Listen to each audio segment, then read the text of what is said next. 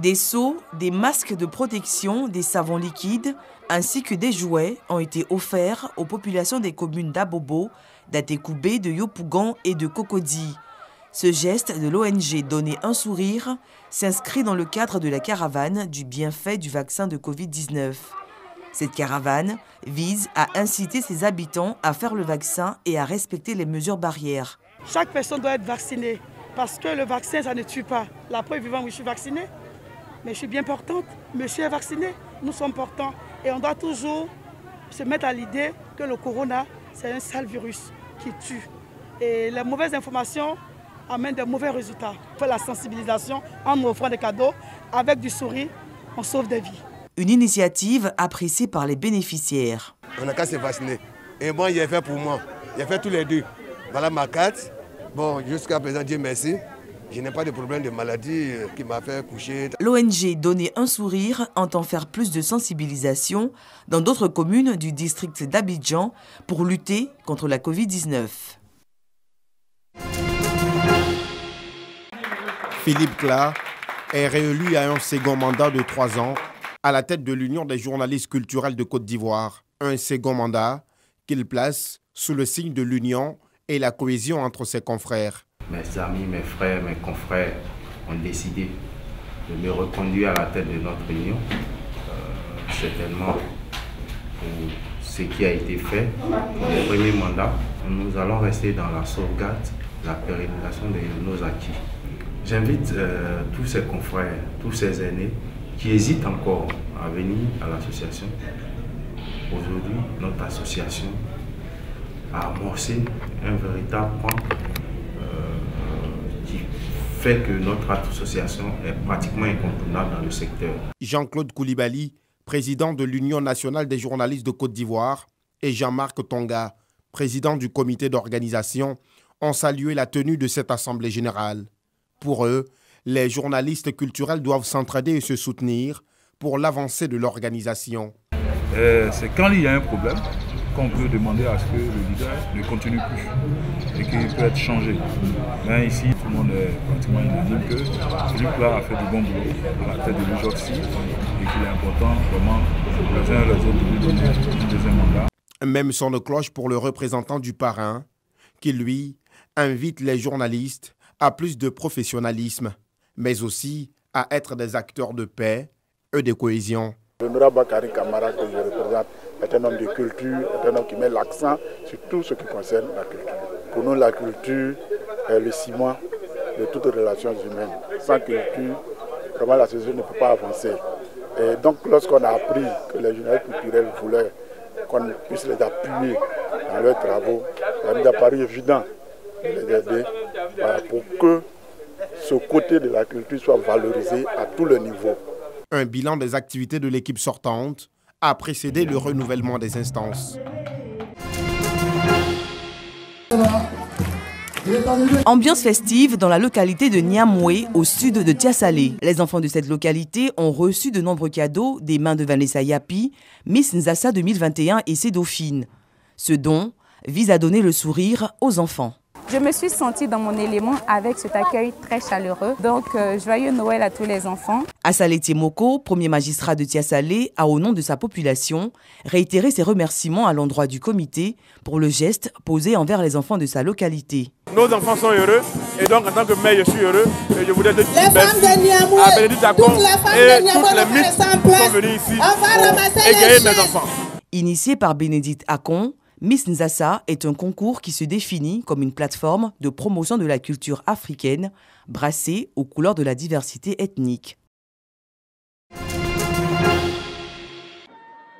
Autorité administrative et membres de la cellule civilo-militaire de Grand Bassam mobilisés pour un planting d'arbres au lycée moderne de Bonois. Occasion aussi pour faire de la sensibilisation. Nous voulons sensibiliser par l'action parce que nos enfants ont pris l'habitude maintenant de se donner les congés avant les congés. Et nous avons apporté donc notre appui en maintenant les enfants et dans la sensibilisation en leur montrant le bien fondé de rester à l'école et en plantant les arbres, c'est pour leur dire qu'ils doivent prendre en compte leur environnement dans lequel ils sont au quotidien. dans un environnement de revendications dans certaines villes de Côte d'Ivoire, des revendications de départ en congé anticipé, venir ici et mobiliser les élèves à cette activité, je pense qu'elle ne saurait mieux tomber. C'est pour ça que je dis que je suis très satisfait. À côté de cette activité, la cellule civilo-militaire de Grand Bassam a fait un don de matériel d'entretien pour aider les élèves du lycée moderne de Bonois à entretenir leur environnement. L'ambiance était à son comble ce dimanche du côté de Port-Bouët à l'église méthodiste unie Bethel du quartier Éléphant.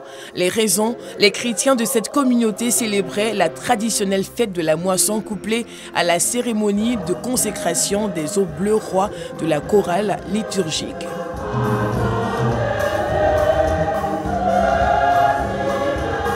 Dans une ambiance féerique, les mains chargées de vivres, avec des pas de danse et des cantiques, tour à tour, les différentes classes de cette communauté ont dit merci à l'Omnipotent pour l'année écoulée.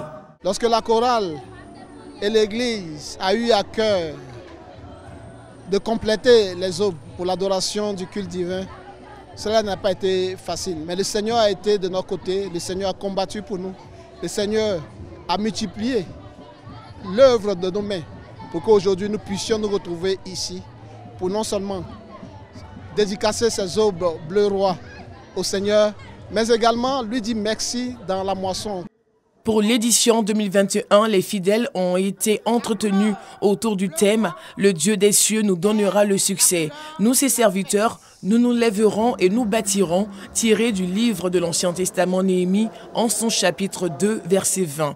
Et c'est le révérend pasteur Louise Kida, pasteur principal du circuit de Port-Bouët, qui s'est chargé de l'exhortation. Nous voulons donc amener les peuples à travers le message à comprendre que les difficultés font partie de la vie de l'homme.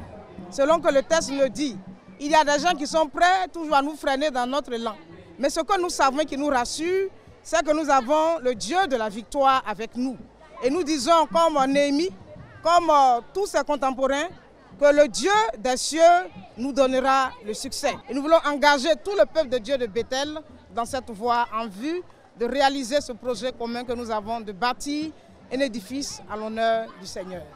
Une occasion pour l'Assemblée des croyants de se retrouver pour exprimer sa reconnaissance à Dieu pour ses bienfaits au cours de l'année écoulée à travers la prière et la louange. Des fonds ont également été récoltés pour la finalisation de la construction du Temple de Dieu. Top départ pour la 3e édition d'Abobo en fête. 15 jours de festivités et de foires commerciales pour permettre aux populations d'Abobo de terminer l'année en beauté. Nous allons nous habiller, nous allons bien manger, nous allons danser.